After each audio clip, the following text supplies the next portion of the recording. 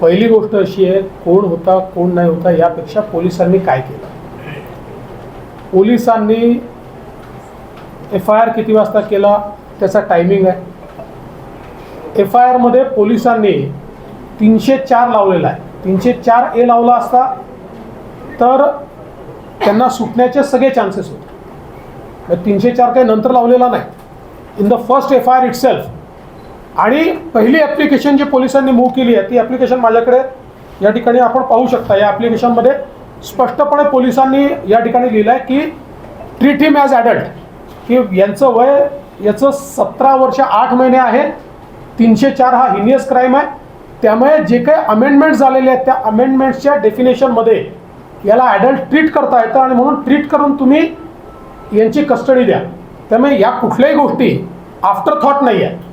First action पोलिसांनी जी घेतली ती हीच घेतलेली आहे. त्यामुळे मला असं वाटतं की याच्यावर राजकारण करणं किंवा याच्यामध्ये पोलिसांना दोषी धरणं हे चुकीचं आहे. पण मी ऑन रेकॉर्ड म्हणतो की ज्युव्हेनाईल जस्टिस बोर्डचा जो ऑर्डर आहे हा ऑर्डर मात्र आम्हाला धक्कादायक आहे आणि आश्चर्यचकित करतो.